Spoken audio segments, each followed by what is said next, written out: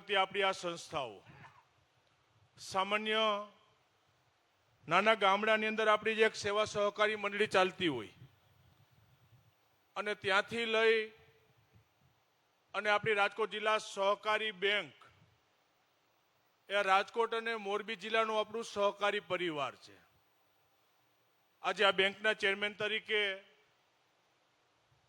હું ગૌરવ અનુભવું છું કે આવડા મોટા સહકારી ક્ષેત્રના માળખાનું રાજકોટ અને મોરબી જિલ્લાનું નેતૃત્વ કરવાની જવાબદારી તમે મને આપી છે.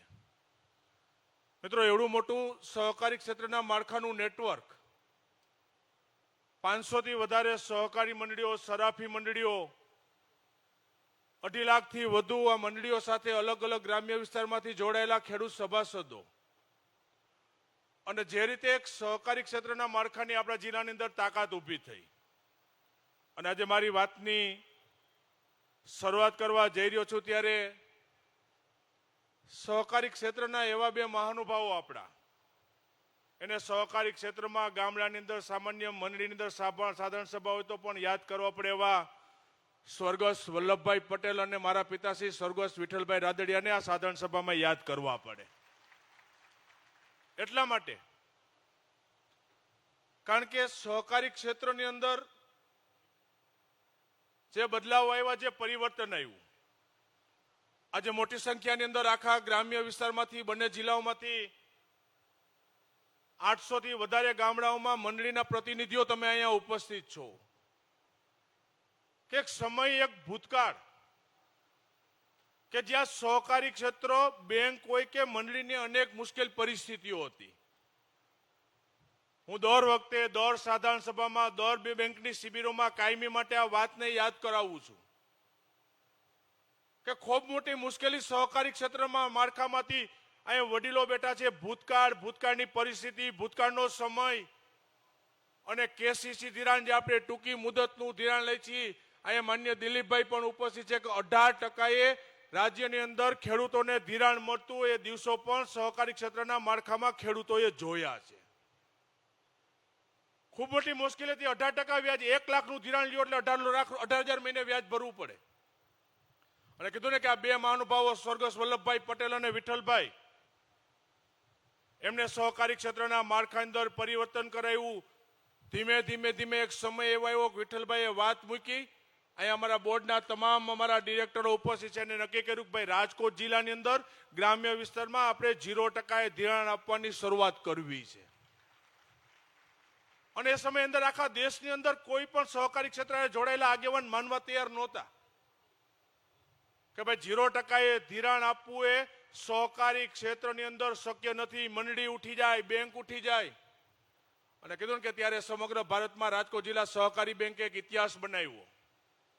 0% ધિરાણ આપવાની શરૂઆત આખા દેશની અંદર રાજકોટ જિલ્લા સહકારી બેંકને આંગણેથી શરૂ થઈ. મારે ગૌરવ લેવું પડે. અને પછી સમગ્ર દેશની અંદર ધીમે ધીમે આજે રાજ્યના માનનીય મુખ્યમંત્રી શ્રી અહીંયા ઉપસ્થિત છે. 0% ધિરાણ આપવાની વ્યવસ્થા પાછળથી ઊભી થઈ, પણ એનો પાયો કોઈ નાખ્યો તો રાજકોટ જિલ્લા સહકારી બેંકે પાયો નાખ્યો હતો. આ એક સહકારી ક્ષેત્રના માળખાની આપણી તાકાત ઊભી થઈ કે દિવસે દિવસે આ સહકારી ક્ષેત્રનું માળખું આગળ વધતું ગયું. 2.5 લાખથી વધુ જોડાયેલા બેંક અને મંડળી સાથે જોડાયેલા ખેડૂત સભાસદોનો ભરોસો અકબંધ બન્યો.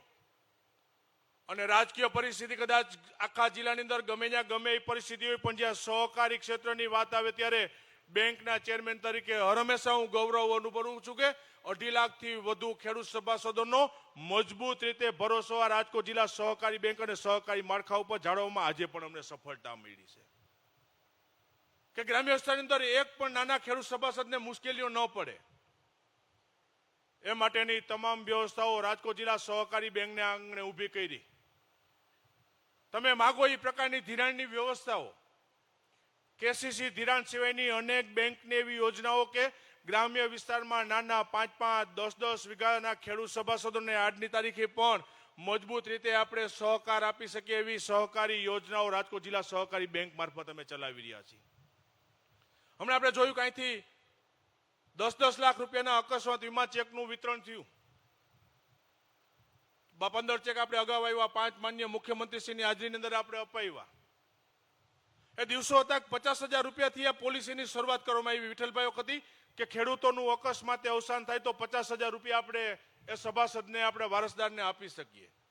ધીમે ધીમે એને આગળ લઈ જતા જે સમગ્ર ભારત દેશની અંદર રાજકોટ ડિસ્ટ્રિક્ટ કોઓપરેટિવ બેંકમાં છે કે 10 લાખ રૂપિયાનો અકસ્માત વીમો એ 2.5 લાખ ખેડૂત સભાસદોનું પ્રીમિયમ રાજકોટ જિલ્લા સહકારી બેંક આપણી ભરે છે.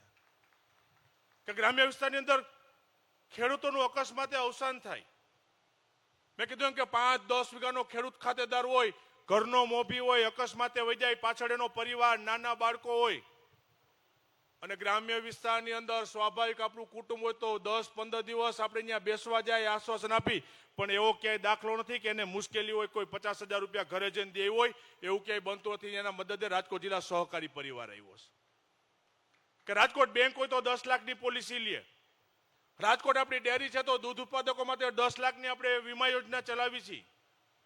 અને મેં માનનીય મુખ્યમંત્રી ભૂપેન્દ્રભાઈને કીધું કે અમારી આખા જિલ્લાની અંદર તમામ મંડળીઓ 2 લાખથી લઈ 5 લાખ 10-10 લાખ રૂપિયાની મંડળીઓ પોતાના સભાસદો માટે આ યોજના બનાવે છે કે એવો પ્રસંગ બને ત્યારે એ પરિવારને 10 લાખ 20 લાખ અને 30-30 લાખ રૂપિયાના ચેક એ પરિવારને મળે માટેનું સહકારી ક્ષેત્ર એ પરિવારની મદદ માટે કાયમી માટે આવ્યું છે.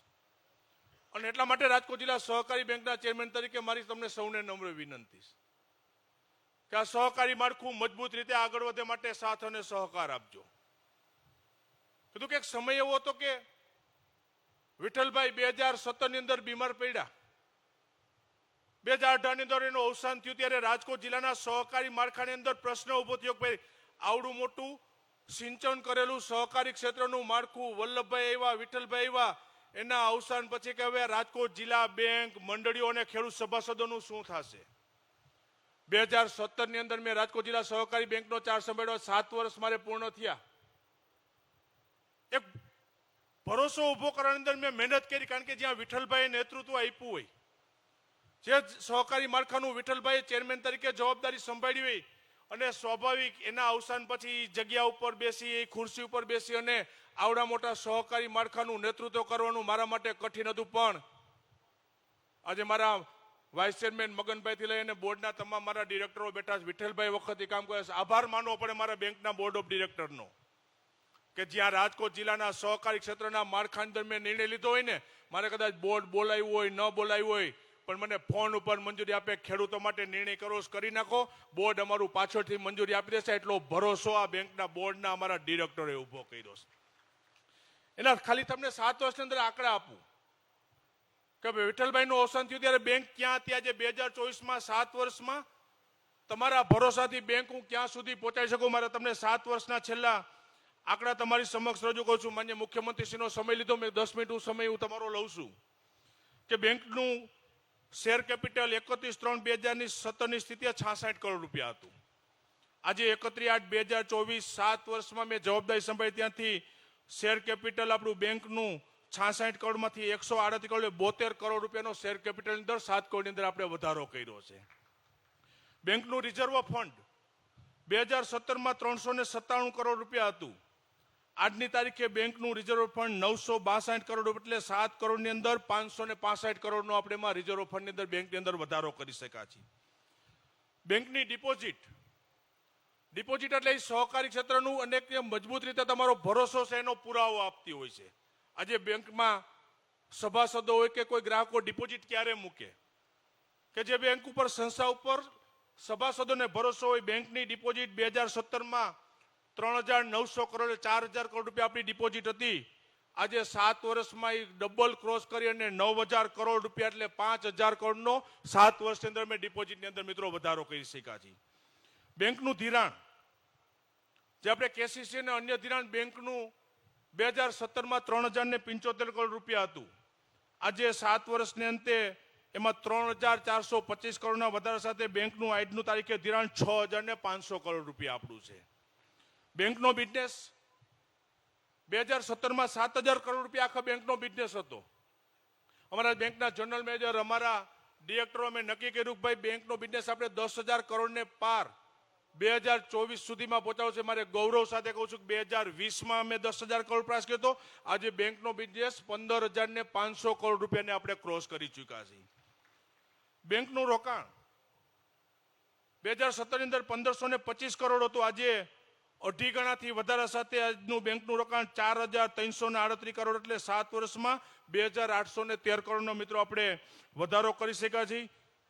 ખેડૂત, સભાસદ, મંડળી, અકસ્માત વીમામાં તમારી પોલિસી લેતા હોય, મંડળીઓને રિબેટ આપતા હોય, વર્ષ દરમિયાન અનેક પ્રવૃત્તિઓ બેંક મારફત થાય છે. છતાં એક સમય એવો હતો કે 2017ની અંદર બેંકનો નફો 99 કરોડ રૂપિયા હતો. ચાલુ વર્ષે રાજકોટ જિલ્લા સહકારી બેંકે 240 કરોડ રૂપિયાનો આ સહકારી ક્ષેત્રના માળખામાં મિત્રો નફો કર્યો. એ આપણા સૌ માટે ગૌરવની વાત છે. વધારે સમય તમારો નથી લેવો, પણ આજે આ સાધારણ સભાની અંદર બેંકના ચેરમેન તરીકે ખેડૂતો અને મંડળીઓ માટે હું જે જાહેરાત કરવા માટે જઈ રહ્યો છું, નવી યોજના, અમુક યોજનાની અંદર વધારો કર્યો છે. યોજનાની જાહેરાત કરતો મધ્ય મુદત ખેતી વિષયક ખેત જાળવણી આપણી યોજના છે, એની લોન મર્યાદા 12 લાખ રૂપિયા સુધી હતી. આજની સાધારણ સભામાં એમાં 3 લાખ રૂપિયાનો વધારો કરી અને 15 લાખ રૂપિયા સુધીની કરવાની આજની સાધારણ સભામાં જાહેરાત કરું છું. 2024-25ના વર્ષમાં કેસીસી આપણે ધિરાણ જે કરીએ છીએ, એ ધિરાણ ચાલુ વર્ષે કેસીસી ટૂંકી મુદતનું ધિરાણ 4,000 કરોડ રૂપિયાનું બેંકે કર્યું છે, જે 0% વ્યાજે છે. એમાં દર વર્ષે આપણે 0% ખેડૂતોને આપીએ છીએ ને મંડળીઓને મજબૂત કરવા માટે, મંડળીઓનું માળખું મજબૂત કરવા માટે મંડળીને એ 4,000 કરોડના ધિરાણ એની ઉપર 1.25% એટલે 1.25% માર્જિન આપવાની જાહેરાત આ સાધારણ સભામાં કરું છું, જેની કુલ રકમ 50 કરોડ રૂપિયા થાય છે. બેંકના શેર ભંડોળ ઉપર મેં સાધારણ સભાની કાર્યવાહી કરી ત્યારે 15% ડિવિડન્ડ આપવાની જાહેરાત કરી હતી, જેની કિંમત 21 કરોડ રૂપિયા થાય છે. એની પણ આ સાધારણ સભામાં જાહેરાત કરું છું. ભારત સરકારની સહકાર સે સમૃદ્ધિ જે યોજના ચાલે છે, દેશના પ્રધાનમંત્રી નરેન્દ્રભાઈના નેતૃત્વની અંદર આ દેશના ગૃહ અને પ્રથમ સહકારિતા મંત્રી અમિતભાઈ જ્યારે સહકારી ક્ષેત્રના મંત્રી બન્યા અને સહકારથી સમૃદ્ધિ પ્રોજેક્ટ આખા દેશની અંદર અમલવારી થઈ રહ્યો છે, એના યોજનાના અન્વયે મંડળીઓએ નવા સોફ્ટવેરમાં ડેટા એન્ટ્રી કરવા, ખેડૂતોના બેંકમાં ખાતા ખોલાવવાની કરેલ કામગીરીને ધ્યાને લઈ ખેતી વિષયક મંડળીઓના મંત્રીઓને પ્રોત્સાહન મળે તે માટે પ્રોત્સાહિત રકમ 5,000 રૂપિયા આપવાની મંડળીના મંત્રીઓને જાહેરાત કરું છું. એજ્યુકેશન લોન આપણી અત્યાર સુધીમાં 25 લાખ રૂપિયા હતી, હવે એમાં ક્યાંક ખેડૂતોને મુશ્કેલી હતી, એમાં 10 લાખનો વધારો કરી અને એજ્યુકેશન લોન 35 લાખ રૂપિયા કરવાની આજે જાહેરાત કરું છું. ગ્રામ્ય વિસ્તારની અંદર માન્ય મુખ્યમંત્રીશ્રીની ઉપસ્થિતિ છે. સૌર ઉર્જા એનો જ્યારે ગુજરાત સરકાર અને માન્ય મુખ્યમંત્રીશ્રી જ્યારે સમગ્ર રાજ્યની અંદર કામ કરતા હોય ત્યારે ગ્રામ્ય સૌર ઉર્જા યોજના, હાઉસિંગ સોલાર પેનલ માટે વધારાના મર્યાદાની અંદર 3 લાખ રૂપિયાની યોજનાની આજે આ સાધારણ સભાની અંદર જાહેરાત કરું છું. જિલ્લા મથક તથા રૂડા વિસ્તારમાં હાલના મહત્તમ વ્યક્તિગત મર્યાદા 50 લાખ રૂપિયા છે લોન માટેની, એમાં 10 લાખનો વધારો કરી અને 60 લાખ રૂપિયા મર્યાદાની અંદર લોનની જાહેરાત કરું છું. રાજકોટ જિલ્લા સહકારી આપણી સંઘ દિનેશભાઈ ભુવાઈના ચેરમેન છે, એમને સાધારણ સભાની અંદર એક એજન્ડા રજૂ કર્યો હતો, પણ મારી ઉપર છોડ્યો છે કે રાજકોટ જિલ્લાનું સહકારી ક્ષેત્ર માળખું એ સૌરાષ્ટ્રનું આપણું આ ટોપ નંબરનું સેન્ટર છે. સમગ્ર આખા વિસ્તારમાંથી સહકારી ક્ષેત્રના માળખા માટે ટ્રેનિંગ મળે માટે આદરણીય વિઠ્ઠલભાઈની જ્યારે હયાતી હતી ત્યારે રાજકોટ ગોંડલ હાઈવે પારડી પાસે 5,000 સ્ક્વેર મીટર જગ્યા આપણી ખરીદ કરેલી હતી. આ 5,000 સ્ક્વેર મીટર જગ્યાની અંદર આપણા રાજકોટ જિલ્લાના સહકારી પરિવાર માટે ટ્રેનિંગ સેન્ટરનું નિર્માણ થાય, આસપાસના સૌરાષ્ટ્રના જિલ્લાઓને સહકારી તાલીમ મળી રહે માટે આ 5,000 સ્ક્વેર મીટર જગ્યા ઉપર કોઓપરેટિવ ટ્રેનિંગ સેન્ટર વિઠ્ઠલભાઈના નામથી ત્યાં સહકાર ભવન બનાવવા માટેની આજની આ સાધારણ સભાની અંદર મિત્રો હું જાહેરાત કરું છું. વિશેષ કંઈ નહીં કહેતા, પણ સહકારી ક્ષેત્ર, સહકારી માળખાને મજબૂત કરવા માટે તમે સૌએ સાથ અને સહકાર આપ્યો છે. મજબૂત રીતે એક ભરોસો તમે કાયમી અમારી ઉપર રાખ્યો છે. બેંકના ચેરમેન તરીકે ખાતરી આપું છું કે સહકારી માળખાની અંદર ક્યાંય પણ વચ્ચે રાજનીતિ લાવ્યા વગર, કે સહકારી માળખું એ ખેડૂતોનું માળખું છે, આ માળખાની અંદર ક્યાંય પણ રાજનીતિ ન થાય અને માત્ર ખેડૂતોનું હિત જોવાય માટે અમે સૌ સહકારી માળખાની અંદર કામ કરી રહ્યા છીએ. ચાલુ વર્ષે લગભગ તમામ આખા જિલ્લાની અંદર મંડળીઓની ચૂંટણીઓ પૂર્ણ થઈ ગઈ છે. આખા જિલ્લાની અંદર 85% 90% મંડળીઓ આપણે ચૂંટણી બિનહરીફ થઈ છે. 10% ક્યાંક એક યા બીજા પ્રકારે ચૂંટણી થઈ હશે તો આપણી જ પેનલ, આપણી સાથે જોડાયેલા લોકો ફરીથી મંડળીની અંદર સત્તા ઉપર આવ્યા છે. આવનારા વર્ષોની અંદર ટૂંકા ગાળાની અંદર 9-10 મહિનામાં રાજકોટ બેંક, રાજકોટ ડેરી સહિત અનેક સંસ્થાઓની ચૂંટણીઓ આવે છે. એટલે તમને આગેવાનોને પણ ભરોસો અપાવું છું કે 90% બિનહરીફ થશે, 10% આપણા લોકો ફરી પાછા ચૂંટાઈને આવ્યા છે. ક્યાંય ખીલ્લી હલવાની આ સહકારી માળખામાં નથી. આવનારી ચૂંટણીમાં કઈ મુશ્કેલી છે જ નહીં અને આવશે તો પહોંચી વળશું, પણ સહકારી માળખાને મુશ્કેલી ન મળે એ માટે હર હંમેશા પ્રયત્નો કર્યા છે. પ્રયત્નો કરશું. વિશેષ સમય નહીં લેતા આજની સાધારણ સભાની અંદર મને આનંદની વાત છે કે આજે માનનીય મુખ્યમંત્રી માનનીય ભૂપેન્દ્રભાઈ પટેલ આ કાર્યક્રમની અંદર અધ્યક્ષ સ્થાને ઉભા રહે છે. ફરીથી રાજકોટ અને મોરબી જિલ્લા સહકારી પરિવાર વતી સાહેબ તમારું સ્વાગત કરી અને મારી વાત પૂરી કરું છું. માનનીય મુખ્યમંત્રી શ્રી એમનું ઉદ્બોધન આપે ત્યાં સુધી શાંતિ રાખજો. જમવાથી લઈ અને તમામ વ્યવસ્થાઓ આ જામકરણાની ભૂમિ છે, અહીંયા કોઈ દિવસ મુશ્કેલી નથી પડી. બાર ગામથી અને દૂરથી આવેલા સભાસદોને પહેલા જમવાની વ્યવસ્થા કરજો, સંયમ રાખજો, શાંતિ રાખજો, ક્યાંય ઘટે એમ નથી. અને જામકરણા અને નજીકના જે ગ્રામ્ય વિસ્તારમાંથી તમે આવ્યો છો એ થોડીક શાંતિ રખાવજો, કારણ કે વરસાદની આગાહી હતી. કાલે 3-4 ઇંચ અહીંયા વરસાદ પડ્યો તો કાર્યક્રમ થશે કે નહીં પરિસ્થિતિ હતી, પણ ઉપરથી સારું કામ, ખેડૂતોના હિત માટેનું કામ, એટલે કુદરત અને વિઠ્ઠલભાઈના આશીર્વાદ છે. આજે કાંઈ મુશ્કેલી પડી નથી અને ભવ્ય કાર્યક્રમ આપણે કરી શક્યા છીએ. ફરીથી આભારની લાગણી સાથે સહકારી માળખાને મજબૂત બનાવીએ એટલે જ વિનંતી સાથે સૌનો આભાર. એક જ્યોત જગાવી આપણી વચ્ચે અને સહકારી ક્ષેત્ર હોય કે ખેડૂતોના પ્રશ્નોનું કેમ નિરાકરણ કરવું, એના માટે અમારી જેવા અનેક કાર્યકર્તાઓને જીવનમાંથી પ્રેરણા મળે એવું જીવન જીવીને આપણી વચ્ચેથી આજે એમના દિવ્ય આત્મા પણ આપણને આશીર્વાદ આપતો એવા આપણા સ્વર્ગસ્થ ખેડૂત નેતા વિઠ્ઠલભાઈ રાદડિયાની આ જામકરણાની ધરતી પર જ્યારે રાજકોટ જિલ્લાની અલગ અલગ 7 જેટલી મુખ્ય સંસ્થાઓની વાર્ષિક સાધારણ સભા યોજાઈ છે. આ સાધારણ સભામાં આપણી વચ્ચે ઉપસ્થિત ગુજરાતની પણ સમગ્ર દેશના સહકારી ક્ષેત્રમાં ગુજરાતને ગૌરવ અપાયું છે એવા આપણા સહકારી નેતા અને ઇફકો અને અનેક સંસ્થાઓના ચેરમેન પદ સાથે જોડાયેલા આવ્યા છે શ્રી દિલીપભાઈ સંઘાણી, જેમના કારણે અને જેમના સુશાસનથી રાજકોટ જિલ્લાની ઓળખ સમગ્ર ગુજરાતની પણ હું કહીશ કે સમગ્ર દેશના સહકારી ક્ષેત્રમાં રાજકોટ જિલ્લા સહકારી બેંકના વહીવટ, એની વ્યવસ્થા અને એના પ્રશાસનને અભ્યાસ કરવા માટે દેશના અલગ અલગ વિસ્તારના સહકારી ક્ષેત્રના લોકોને આવવું પડે એવું નેતૃત્વ આદરણીય વિઠ્ઠલભાઈ પછી જેમણે આપણા જિલ્લાને આપ્યું છે એવું આપણું ગૌરવ.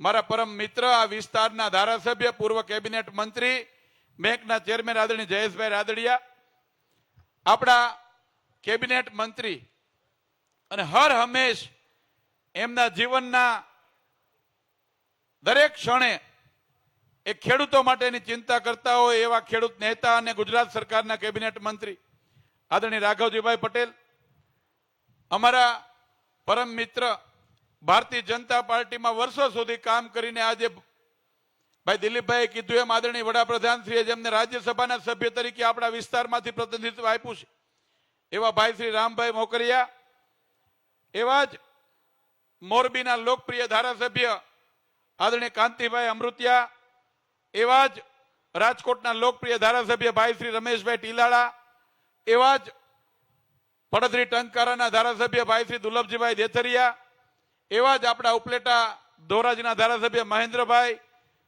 અલગ અલગ 7 સહકારી સંસ્થાના અધ્યક્ષશ્રીઓ, રાજકોટ ડેરીના ચેરમેન ભાઈ શ્રી ગોરધનભાઈ, મગનભાઈ, દિનેશભાઈ, બેંકના એમડી ઘનશ્યામભાઈ, સૌ સહકારી સંસ્થાઓ સાથે જોડાયેલા સહકારી સંસ્થાના ડિરેક્ટરશ્રીઓ, આગેવાનો, મંચ ઉપર બેઠેલા સૌ સંગઠનના અધ્યક્ષશ્રીઓ, જિલ્લા ભાજપના અધ્યક્ષ ભાઈ શ્રી અલ્પેશભાઈ, મહામંત્રીશ્રીઓ, જિલ્લા પંચાયતના પ્રમુખ પ્રવીણાબેન, અમારા રાજકોટના લોકપ્રિય મેયર નયનાબેન પેઢડિયા અને મંચ ઉપર સૌ અલગ અલગ રાજકીય અને સહકારી ક્ષેત્રના આગેવાનો અને અહીંયા વિશાળ સંખ્યામાં ઉપસ્થિત જેમના કારણે આ રાજકોટ જિલ્લા બેંક અને રાજકોટની સહકારી સંસ્થાઓ ઉજળી છે, જેમના કારણે રાજકોટ જિલ્લાની સહકારી સંસ્થાઓને હંમેશા ગૌરવ મળ્યું છે. એવા સામે બેઠેલા સૌ સન્માનની સભાસદ ખેડૂત ભાઈઓ, સહકારી મંડળીના મંત્રીશ્રીઓ, પ્રમુખશ્રીઓ, બેંકના સૌ કર્મચારી ભાઈઓ અને સહકારી પરિવારના સૌ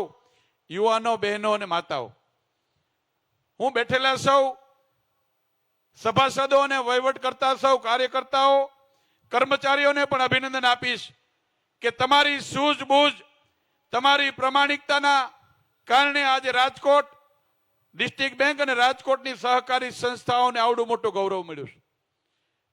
હું આદરણીય જયેશભાઈ અને એમની ટીમને પણ અભિનંદન આપીશ કે સમગ્ર રાજકોટ જિલ્લાના સહકારી ક્ષેત્રની વાત આવતી હોય ત્યારે એ કોઈ પણ જગ્યાએ પોલિટિક્સનું ક્ષેત્ર હોય કે સહકારી ક્ષેત્ર હોય, એ હંમેશા માટે રાજકોટ જિલ્લાને ગૌરવ મળે એ પ્રકારનું નેતૃત્વ એમણે રાજકોટ જિલ્લાને પૂરું પાડ્યું છે. મિત્રો, થોડી જ ક્ષણોમાં આપણી વચ્ચે આપણા રાજ્યના એકદમ સરળ સ્વભાવના, મૃદુ અને મક્કમ મુખ્યમંત્રી આદરણીય ભૂપેન્દ્રભાઈ પટેલ આવવાના છે. ઘણી બધી યોજનાઓની અમલીકરણ માટેના ચેકોનું પણ અહીંથી વિતરણ થયું છે. આટલો મોટો ખેડૂતોનો વર્ગ બેઠો છે.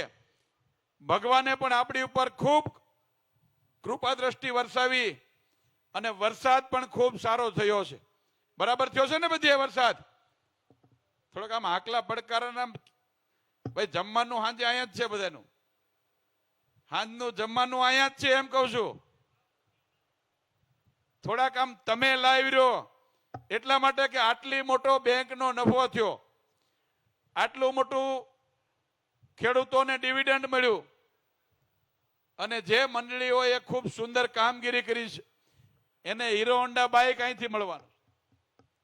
આવું સુંદર આયોજન આજે આ જિલ્લા કક્ષાની સંસ્થામાં થયું છે. ત્યારે મિત્રો, જે રીતે દેશની અંદર વડાપ્રધાન નરેન્દ્રભાઈ મોદી સાહેબ છેલ્લા 10 વર્ષથી નેતૃત્વ કરી ખેડૂતો માટેની અલગ અલગ યોજનાઓના માધ્યમથી જે પ્રકારે કદમ લઈ રહ્યા છે, ગુજરાતની અંદર પણ ભારતીય જનતા પાર્ટીની આદરણીય ભૂપેન્દ્રભાઈની સરકારના કારણે જે પ્રકારે પરિણામો આવ્યા છે, હમણાં આદરણીય કૃષિ મંત્રી રાઘવજીભાઈ પટેલ વાત કરતા હતા કે 1 કરોડ ગાંસડી કપાસની ઉત્પાદન થયું છે.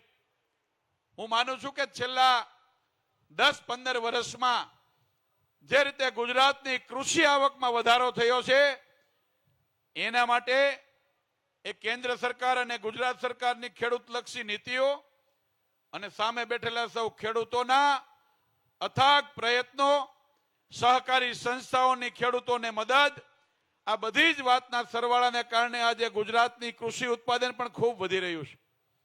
અને જે રીતે સમગ્ર વિશ્વની અંદર આપણો દેશ એ પ્રગતિ કરી રહ્યો છે, હું માનું છું કે ગામડું અને કૃષિ એ વર્ષોથી આપણે સાંભળતા આવ્યા છીએ.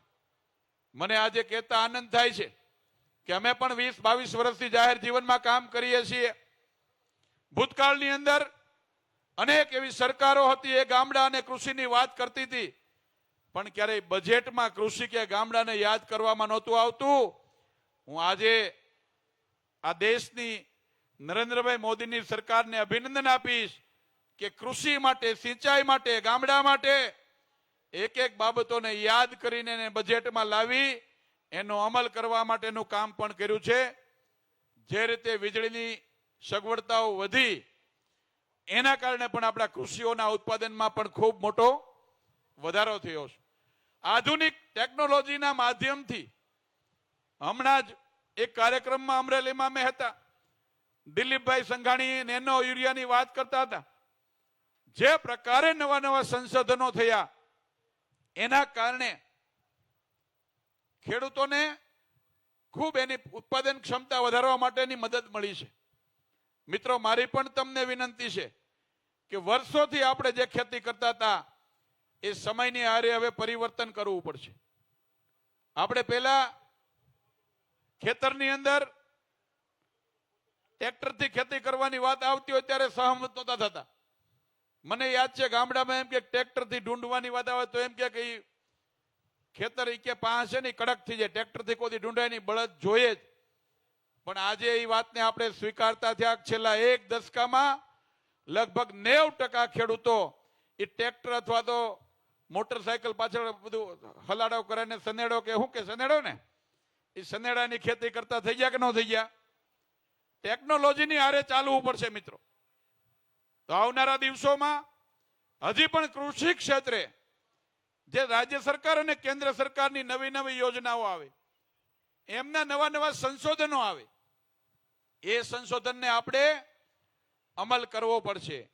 અને એ અમલ કરવામાં શરૂઆતમાં કદાચ આપણને સાદી ભાષામાં કહું તો હેઠે નહીં આવે, પણ ધીમે ધીમે થોડા એનાથી નજીક જઈને પ્રયત્ન કરીશું તો હું માનું છું કે ચોક્કસ નવી ટેકનોલોજી સાથેની આપણે ખેતી કરીશું તો એમાં મજૂરીની પણ બચત થશે અને ઉત્પાદનમાં પણ વધારો થાય.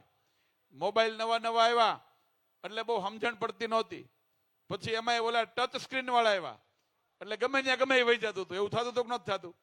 પણ હવે મને એવું લાગે છે કે મોબાઈલમાં એટલી પકડ આવી ગઈ છે કે ગમે તે રાતે 12 વાગે ખોલીએ એટલે જે કરવું હોય એ થાય.